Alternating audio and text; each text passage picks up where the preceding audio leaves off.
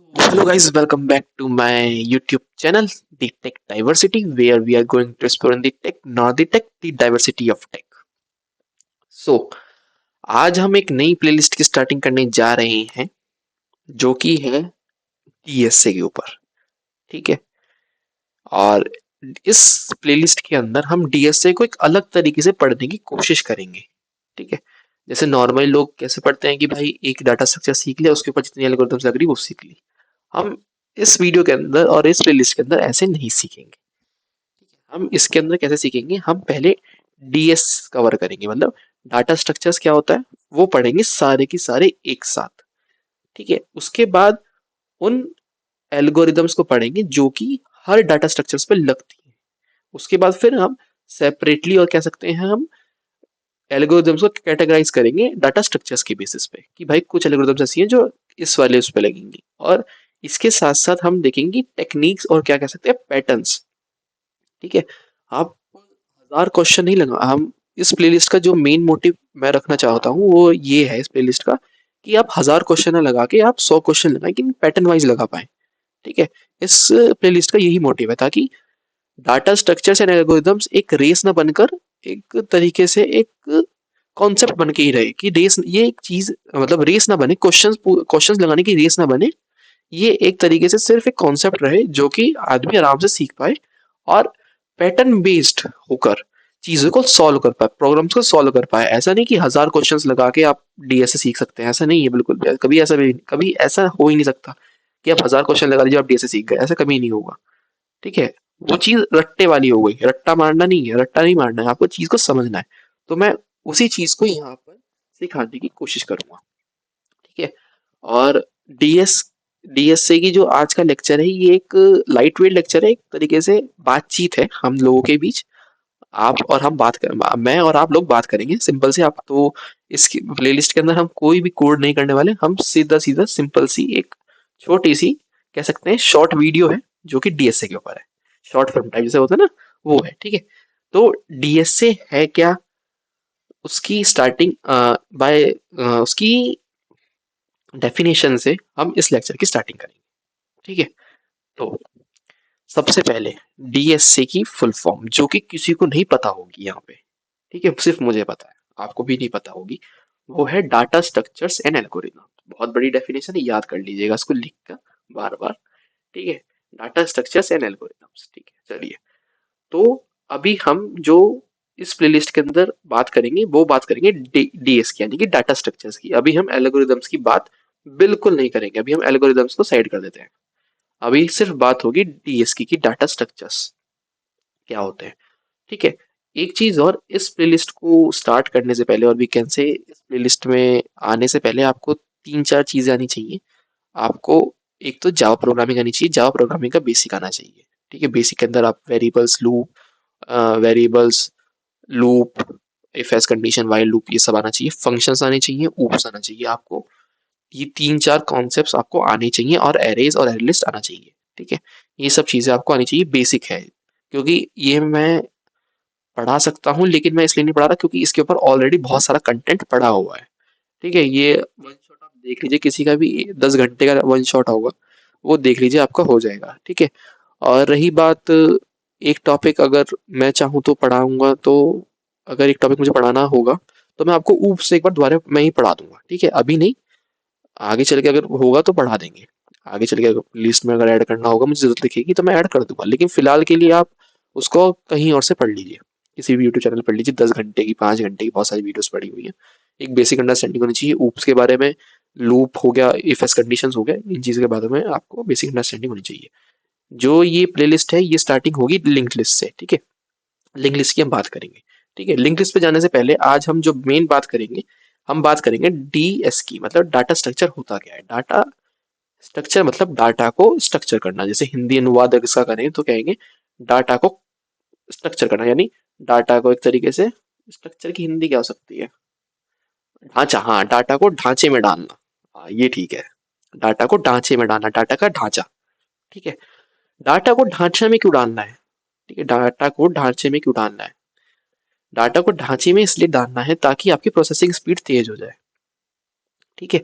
जो आपके एप्लीकेशंस होती हैं, एप्लीकेशंस क्या करती हैं? एप्लीकेशंस इनपुट लेंगी आपसे, फ्रंट एंड पे इनपुट आता है, बैक एंड पे जाता है। बैक एंड का मेन काम क्या होता है? आपका जो डाटा है उसको डाटाबेस में स्टोर करना। ठीक है, मेन मोटिव डाटाबेस का ये, बैक एंड का ये होता है। बैक एंड का एक मोटिव और होता है जो कि नहीं पता आप लोगों को, वो है डाटा के ऊपर प्रोसेसिंग होती है। ठीक है, डाटा के ऊपर प्रोसेसिंग कैसे होती है?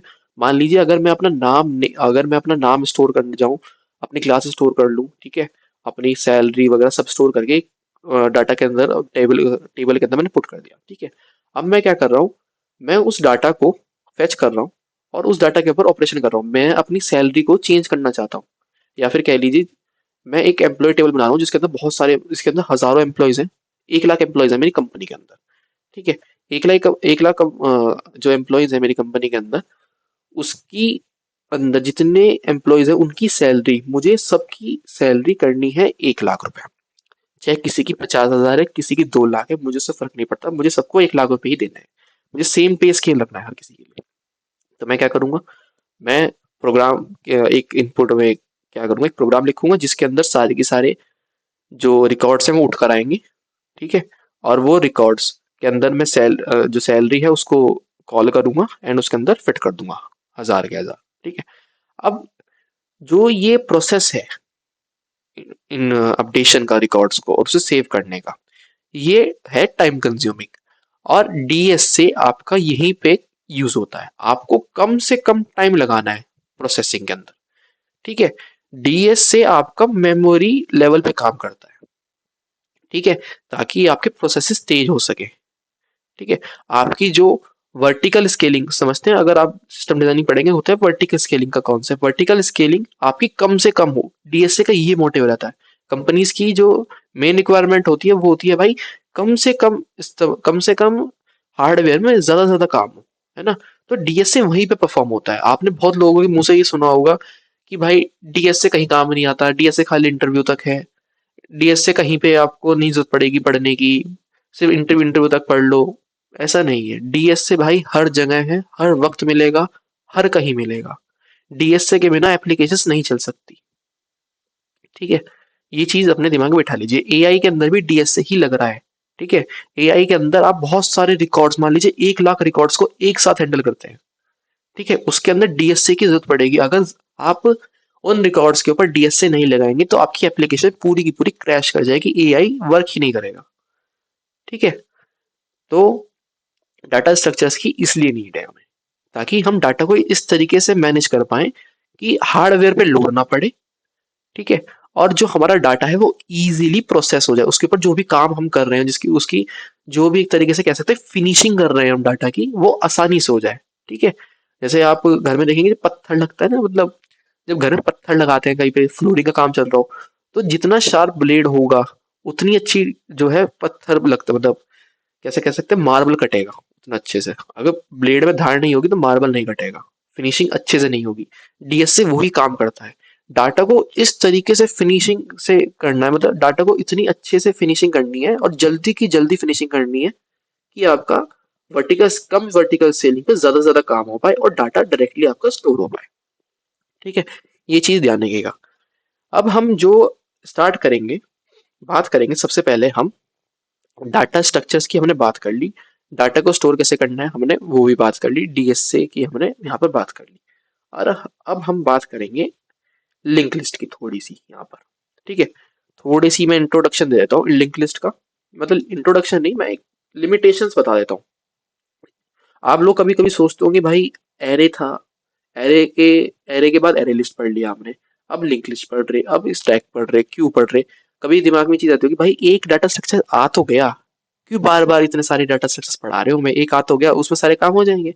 बात ठीक है आपकी, लेकिन उन डाटा स्ट्रक्चर्स की कुछ ना कुछ लिमिटेशंस है, जो कि जो कि ओवरकम किसी और उनकी लिमिटेशंस को ओवरकम कोई और डाटा स्ट्रक्चर करता है।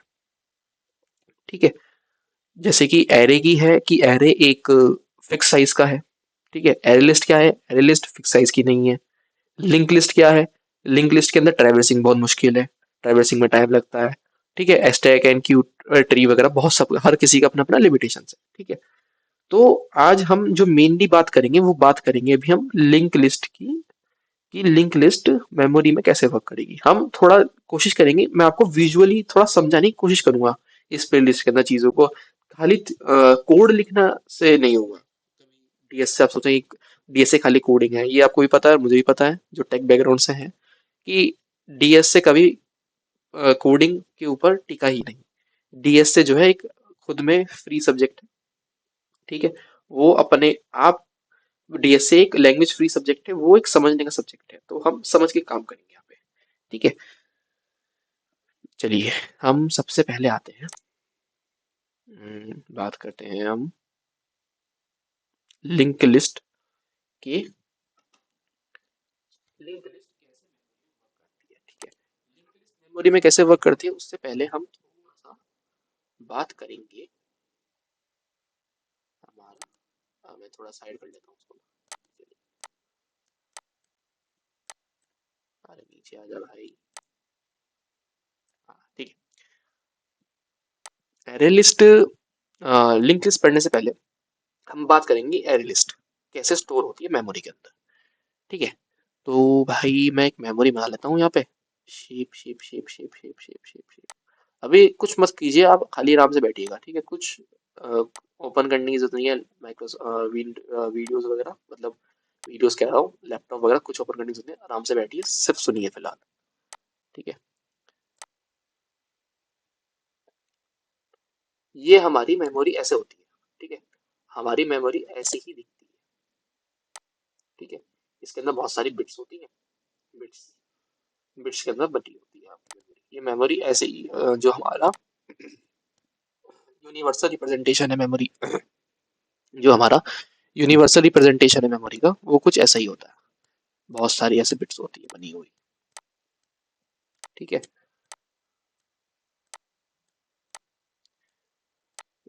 डाट डीएस से जो हमारा मेनली वर्क करता है वो करता है मेमोरी और टाइम के अराउंड ही, ठीक है। मेन मोटिव डीएसए का यही होता है। तो मान लीजिए आपने एक एरे बनाया ए नाम से, ठीक है। ए नाम से एक आपने एरे बना लिया, चलिए बना लेते हैं, ठीक है। जावा के अंदर एरे बना लिया हमने, इंट एरे, चलिए बन गया एरे, ठीक है। साइज में इसका मान लीजिए 5 दे देता हूँ मैं, मतलब साइज देता है इसका न्यू इंट कितना दे, 5 दे दे। 5 थोड़ा कम रहेगा, 5 हमको मजा नहीं आएगा। एक काम करते हैं, चलिए 5 ही दे देते हैं, कोई बात नहीं, चलिए 5 दे देते हैं, ठीक है। ऐसे बहुत सारी लाइन्स हो गया, थोड़ा कम हो गई, ज़्यादा बना लेता हूँ मैं ना, एक सेकेंड,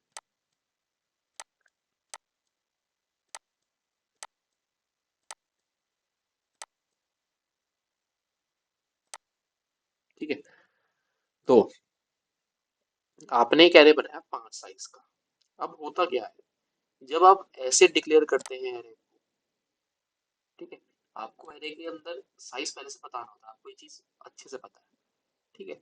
जब आप एरे को जब डिक्लेयर करते हैं, एरे को कहते हैं कि 5 साइज का एरे, मतलब इंट स्टोर हो रहा है, ठीक है। आपको इतना पता है कि भाई इंट जो है आपका 4 बाइट देता है, ठीक है। 4 बाइट देता है स्टोर होने के लिए, यानी कि 20 बाइट हो गया आपका मोटा मोटा हिसाब, ठीक है। मोटा मोटा इतना ऐसा बैठ गया भाई, 20 इधर लिया था उसे मैं, आपका मोटा मोटा कितना बैठ गया, 20। मेरी आवाज आ रही है ना, आई होप आ रही होगी, थोड़ा सा बढ़ लेता हूँ। ठीक है, आपका कितना बैठ गया भाई, 20। 20 बाइट्स आपको चाहिए, 20 बाइट्स आपको चाहिए, आपको स्टोर करने के लिए 20 बाइट्स चाहिए आपको 5 इंट को स्टोर करने के लिए, ठीक है। अब क्या होगा, ये जो मेमोरी है 20 बिट की, वो एक साथ बनेगी, वो एक साथ बनेगी। ये हम लिमिटेशन पढ़ रहे हैं एरे की, ये हम लिमिटेशन पढ़ रहे हैं एरे की, ठीक है। यानी 20 बाइट एक साथ बनेगी, यानी ये 20 बड़ा डब्बा, यानी कि एक तरीके से समझिए पूरा का पूरा। थोड़ा सा इसको रिलेट करवाता हूँ आपको रियल लाइफ से। मान लीजिए आपने एक बेड खरीदा, ठीक है। जब हम बेड खरीदते हैं तो पूरा का पूरा आता है, टुकड़ों में नहीं आता ना, ठीक उसी प्रकार है, उसी प्रकार ये चीज है।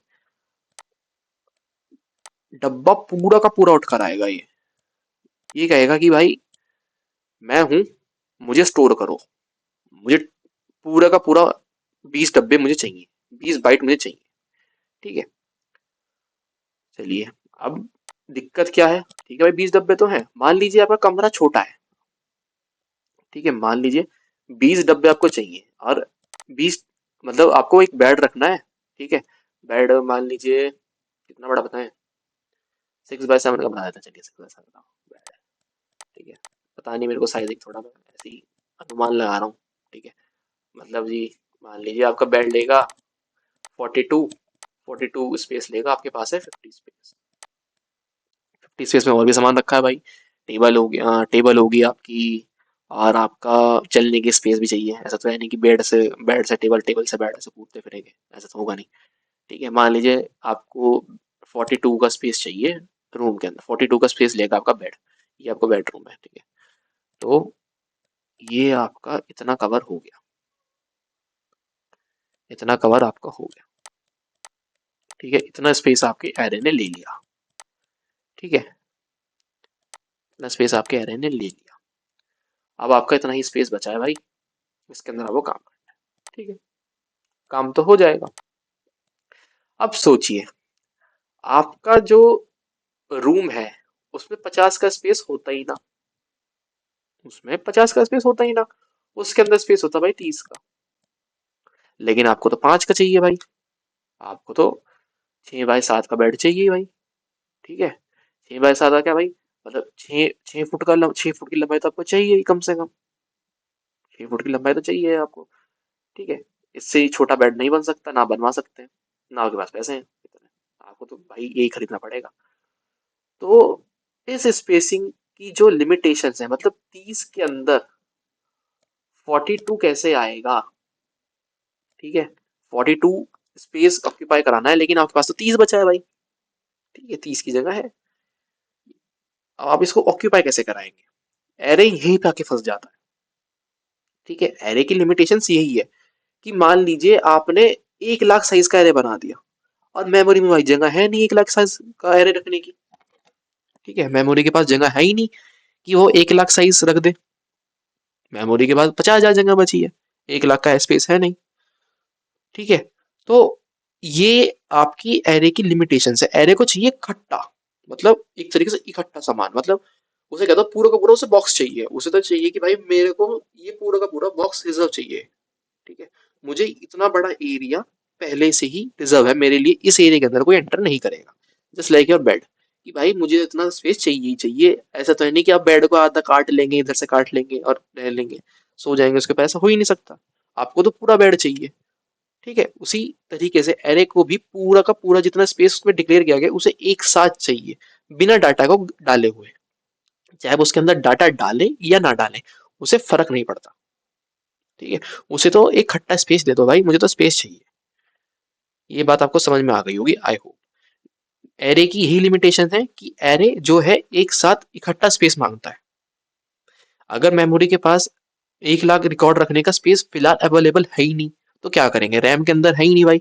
रैम कितनी जीबी की? 32 जीबी की लगा लीजिए, 32 जीबी के अंदर आपके पास इतना स्पेस है ही नहीं। ठीक है, हाँ एक चीज और, मतलब रैम से मुझे एक चीज अच्छे से अभी याद आई, जो आपका ये डीएसए है, ये सारा का सारा रैम के अंदर चलता है, ये उतना बात ध्यान रखेगा। ठीक है, ये सारी चीज ध्यान रखेगा, प्रोसेसर और रैम इसका ही खेल होता है। डीएसए के अंदर, डीएसए के अंदर डाटा बेस का जरा सा रोल नहीं आता, इस बात को दिमाग से निकाल के रखिएगा।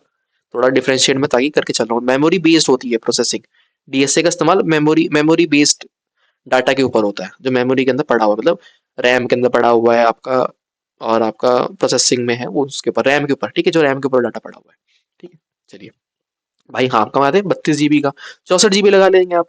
ठीक है, लेकिन कहीं ना कहीं तो एक ऐसा पॉइंट आएगा कि भाई डाटा बहुत सारा है, मान लीजिए 1 करोड़ लोगों को डाटा स्टोर करना है आपको, 1 करोड़ लोगों को डाटा का प्रोसेस करना है आपको, ऐप एरे के अंदर थोड़ी कर लेंगे। मान लीजिए आपके और भी बहुत सारे एप्लीकेशन से वर्क होगा, वो भी स्पेस घेरेंगे। 1 करोड़ साइज का एरे, मतलब मान लीजिए 4 बिट, यानी 4 करोड़, 4 करोड़ बिट्स चाहिए आपको। ठीक है, मुश्किल है ना ये चीज। ठीक है, एक साथ 4 करोड़, एक साथ 4 करोड़ देना बड़ी बात है। ठीक है, हाँ ईएमआई पे हो तो बात अलग है। लिंक लिस्ट यहीं पे दी जाती है। लिंक लिस्ट क्या कहती है कि भाई मैं हूं ईएमआई। ठीक है, अब थोड़ा सा कहानी को ट्विस्ट करते हैं यहाँ पे, थोड़ा सा मोड़ते हैं चीज को। चलिए, अब क्या होता है भाई, एरे जो है आपका है एक तरीके से पूरी की पूरी नकद पेमेंट की, भाई मुझे तो पेमेंट कर दो, मैं तो पूरा का पूरा नकद लेके जाऊंगा, मुझे तो पूरी पूरी गड्डी चाहिए, इसके बिना मैं नहीं मानूंगा। ठीक है। लिंक लिस्ट आपका है एम ई एम आई, ई एम आई मतलब in the sense link list आपका जगह देखेगा। ठीक है। प्रोसेसर अगर लिंक लिस्ट बना हुआ है तो प्रोसेसर को ये छूट है कि वो सारा का सारा स्पेस एक बारी में एरे अलोकेट ना कराकर अलग अलग जगह पे अलोकेट करा दे। ठीक है। टुकड़ों में करा दे, मतलब एक डाटा यहाँ पड़ा है, एक डाटा यहाँ पड़ा है मेमोरी में, एक डाटा यहाँ पड़ा है, एक डाटा यहाँ पड़ा है, इस तरीके से अलग अलग फॉर्मेट में स्टोर कर दे। समझ में आ रही है चीज, थोड़ी थोड़ी पिक्चर क्लियर हो रही है। लिंक लिस्ट क्यों बेटर है एरे से इन दी स्पेस, स्पेस के अंदर मतलब जो स्पेस स्पेस उतना ही लेंगे, स्पेस की बात नहीं, स्पेस उतना ही लेंगे। ठीक है, 4 बिट ही लेंगे, मेरे ख्याल से लिंक लिस्ट के अंदर ज्यादा लेंगे स्पेस। लेकिन जब इनिशियलाइजेशन का टाइम आएगा, इनिशियलाइजेशन के टाइम हमें पहले से ही नहीं जरूरत पड़े, मतलब पहले से ही हमें रिक्वायर्ड नहीं होगा कि आप इतनी साइज पहले से ही रिजर्व करके रख दो। ठीक है। मेमोरी के अंदर ऐसा काम नहीं चलता ना कि मतलब आप चीजें रिजर्व करके रख दें। ठीक है। मान लीजिए आपने रिजर्व करके रख दिया 1 करोड़ के लिए अरे, 1 करोड़ साइज का अरे रिजर्व करके रख दिया, उसका आप यूज ही नहीं कर रहे, वो पड़ा है अपना। ठीक है। वो मेमोरी खा रहा है आपकी। ठीक है। लिंक लिस्ट के अंदर ये चीज है कि अगर आप 1 करोड़ साइज का एरे बनाएंगे तो वो 1 करोड़ का साइज अलग अलग जगह पे होगा, मतलब डिस्ट्रीब्यूटेड होगा, एक जगह नहीं होगा। ठीक है। इससे आपको बेनिफिट क्या होगा, आपकी प्रोसेसिंग स्पीड तेज हो जाएगी, आपकी प्रोसेसिंग स्पीड तेज हो जाएगी और अदर प्रोसेसेस की। क्यों? क्योंकि आपके पास एक साथ जगह नहीं ले रहे हैं, आप अलग अलग ले रहे हैं टुकड़ों में। ठीक है। आई होप आपको ये चीज समझ में आई होगी, एरे क्यों थोड़ा सा बेकार है लिंक लिस्ट के मुकाबले। बेकार इन दी सेंस डाटा के, डाटा से रिलेटेड। ठीक है। डीएस से मतलब डाटा स्ट्रक्चर्स को जो है आप कैटेगराइज कीजिएगा डाटा के ऊपर, कोई डाटा स्ट्रक्चर बेकार नहीं है। मेरा कहने का मतलब सिर्फ इतना है कि डाटा को देख के डाटा स्ट्रक्चर्स सोचना है आपको कि भाई ये डाटा है, इसके ऊपर कौन सा डाटा स्ट्रक्चर ज्यादा सुटेबल बैठेगा। ठीक है। ज्यादातर बाइनरी ट्री होता है, मैंने सुना है ना। तो एरे से लिंक लिस्ट कहाँ पे जीत जाती है, वो जीत जाती है जब हम इनिशियलाइजेशन में, इनिशियलाइजेशन के टाइम पे वो जीत जाती है, क्योंकि एरे मांगता है खट्टा स्पेस, पूरा का पूरा बॉक्स। ठीक है। लेकिन जो आपकी लिंक लिस्ट है वो मांगती है टुकड़े, कि भाई मुझे टुकड़ों में डाल दो, कहीं पे भी मैं सेटल हो जाऊंगी, मतलब वो एक कह सकते हैं एडजस्टेबल मटेरियल है, वो एडजस्ट हो सकता है मेमोरी के अंदर। ठीक है। एरे भी हो सकता है, लेकिन एरे बहुत बड़ा हो गया अगर, तो भाई दिक्कत आएगी, आपकी मेमोरी, आपका एप्लीकेशन क्रैश होने के चांसेस पूरे हैं। सेम कॉन्सेप्ट एरे लिस्ट का है यहाँ पे। एरे लिस्ट के अंदर बाउंडेशन आपकी क्या होती थी, जो एरे को ओवरकम, मतलब एरे की लिस्ट की जो एक कह सकते हैं प्रॉप्स क्या था, जो आपके प्रॉप्स क्या वो सॉरी, जो आपकी एरे लिस्ट थी उसका एडवांटेज क्या था एरे के ऊपर, कि उसका फिक्स साइज नहीं होता। बात ठीक है। लेकिन मान लीजिए आपने और हमने जब, अगर आपने थोड़ा एरे लिस्ट को थोड़ा ध्यान से पढ़ा होगा तो आपने एक चीज नोटिस की होगी, जब हम एरे लिस्ट बनाते हैं तो उसके अंदर जब हम डाटा एक्स्ट्रा ऐड करते हैं उसके अंदर, मतलब दो का बनाया हमने, दो की प्ले दो दो एलिमेंट्स के लिए हमने एरे लिस्ट बनाई। ठीक है, बना दी। दो एरे लिस्ट के लिए जब हमने दो एलिमेंट्स के लिए एरे लिस्ट बनाई, तो जो आपका साइज हो गया वो 4 हो गया, कैपेसिटी कितनी होगी, अब 4 हो गई। ठीक है। मतलब डबल करते हैं साइज को, अगर आपने ध्यान से पढ़ा, अगर आपने थोड़ा ध्यान से पढ़ा हो इस चीज को, जब वो आपके एलिमेंट्स एक्सीड कर जाते हैं, मतलब दो स्टोर करने की हमने स्टार्टिंग की थी कि भाई दो स्टोर करेंगे, दो के जब 3 हो गए, तो क्या होता है, जो आपकी कैपेसिटी है, यानी कैपेसिटी और साइज जब इक्वल हो जाते हैं, तो आपकी एरे लिस्ट की जो कैपेसिटी है वो दुगनी हो जाती है पहले से, अगर आपने थोड़ा ध्यान से पढ़ा होगा एरे लिस्ट को, है ना। अगर नहीं पढ़ा है तो एक बार पढ़ लीजिएगा, एरे लिस्ट को थोड़ा डीपली पढ़ लीजिएगा, ताकि डीएसए में आपको थोड़ा बेनिफिट मिले। ठीक है। तो मान लीजिए मैंने एरे लिस्ट बना दी, एरे लिस्ट बना दी, लेकिन एरे लिस्ट की बात ये है कि भाई मान लीजिए मुझे, जैसे मैंने अभी एग्जांपल लिया कि हम्म, मैंने दो एलिमेंट के लिए एरे लिस्ट बनाई थी। ठीक है, मैंने दो डाल दिए, मुझे तीसरे की भी नीड पड़ गई, मैंने एक और ऐड कर दिया, एक एलिमेंट और ऐड कर दिया। ठीक है। तो जो कैपेसिटी थी अरे हाँ, जो लिस्ट की कैपेसिटी थी जो लिस्ट की कैपेसिटी थी, वो क्या हुआ, जब दो एलिमेंट थे तो दो थी। ठीक है, जब तीसरा आया तो क्या हो गई, वो हो गई अब चार। ठीक है, मतलब दो अब हो गई चार, लेकिन एलिमेंट उसके अंदर तीन ही है, मतलब तीन डब्बे ही मैंने इस्तेमाल किए हुए हैं। ये वाला एक डब्बा मेरे पास भी खाली है, यानी मेमोरी वेस्टेज। एरे लिस्ट की ये बुराई है। ठीक है, हर कोई चीज परफेक्ट नहीं है, हर चीज की बुराई है। ठीक है, हर चीज की बुराइयां हैं। ठीक है, एरे लिस्ट की बुराई है कि भाई ये मेमोरी की वेस्टेज बहुत ज्यादा करती है। मान लीजिए 10 एलिमेंट के लिए आपने बनाई थी, कर दिए। ठीक है, 10 एलिमेंट के लिए बनाई थी, आपने 11 भी स्टोर कर दिया, यानी कि 20 होगी कैपेसिटी, यानी 9 डब्बे खाली पड़े हैं। अरे की उसकी वेस्टेज, मेमोरी की वेस्टेज हो रही है। मेमोरी की वेस्टेज हो रही है तो आपके प्रोसेसर हल्के पड़ रहे हैं। आपको ना ये चीज मेरे ख्याल से बहुत छोटे लेवल पे लग रही होगी भाई, 9 डब्बे ही तो है, तो ऐसे ही खत्म हो जाएंगी। ठीक है, जब आप ये डाटा को लाखों में करोड़ों में सोचेंगे ना, आपको बहुत बड़ी दिखेगी वैल्यूज ये। और इसलिए डीएससी की जरूरत है सीखने की। तो हम कहाँ थे, हाँ, एरएलएस की कैपेसिटी पे, यानी मेमोरी वेस्टेज हो रही है। इसी मेमोरी वेस्टेज को रोकने के लिए लिंक लिस्ट आई। ठीक है, लिंक लिस्ट आई, ये चीज आप समझ गए अब। इसी चीज को रोकने के लिए लिंक लिस्ट आई आपकी। लिंक लिस्ट का बेनिफिट क्या है भाई, एक तो पूरा का पूरा डब्बा नहीं मांगती। ठीक है, अब थोड़ा समराइज कर देता हूँ इस लेक्चर को, थोड़ा टाइम भी हो रहा है, कुछ ज्यादा ही बातें करते हैं हम लोगों ने। तो चलिए पूरा सा लेक्चर को समराइज करें तो, एरे से आपकी लिंक लिस्ट कहाँ पे जी जाती है, स्टोरेज के टाइम पे। मतलब जब हम उसे इनिशियलाइज करते हैं तो खट्टा स्पेस नहीं मांगती, वो मांगती है टुकड़ों में स्पेस, जहाँ पे वो जी जाती है। मतलब अगर आपके मेमोरी के पास 1 करोड़ साइज का एरे एक साथ रखने की जगह ना है, नहीं है, लेकिन थोड़े थोड़े स्पेसेस हैं आपके मेमोरी के पास खाली, तो वहां पे उसे डाल देंगे। ठीक है, वहां पे हम उसे पुट कर सकते हैं। लिंक लिस्ट यहाँ पे जीत गई। ठीक है, और कहाँ पे एरे लिस्ट से कहाँ पे जीतेगी, जहाँ पे मेमोरी की वेस्टेज है, कि लिंक लिस्ट के अंदर मेमोरी की वेस्टेज नहीं होती। ठीक है, मेमोरी की वेस्टेज नहीं होती। लिंक लिस्ट के अंदर अगर आप एक एलिमेंट डालेंगे तो एक एलिमेंट अगर ऐड करेंगे तो हाथ तो हाथ ऐड हो जाएगा, वो एक ही एलिमेंट का स्पेस लेगा। आपको ऐसा नहीं है कि अगर एक ऐड कर रहे हैं तो 20 ऐड हो रहे हैं, इस तरीके से नहीं होगा। ठीक है, 20 डब्बे एक्स्ट्रा बनेंगे, ऐसा नहीं होगा। अगर एक डब्बा डाल रहे हैं तो एक डब्बा ही डलेगा। ठीक है, तो लिंक लिस्ट और लिंक लिस्ट एरे और एरे लिस्ट से इसलिए बेटर है। लिंक लिस्ट की एक बुराई भी है, लिंक लिस्ट के अंदर ट्रैवर्सिंग बहुत मुश्किल है, जो कि मैं आपको अगले लेक्चर के अंदर बताऊंगा। ठीक है, जब हम अगले लेक्चर के अंदर कोड पार्ट करेंगे लिस्ट का।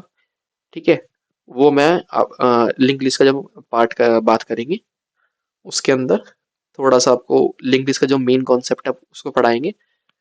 लिंक लिस्ट एक्चुअल में होती क्या है, दिखती कैसी है, जब बात करेंगे जब हम, तब मैं आपको उसके बारे में बताऊंगा कि लिंक लिस्ट कहाँ पे हारती है एरे और एरे लिस्ट से।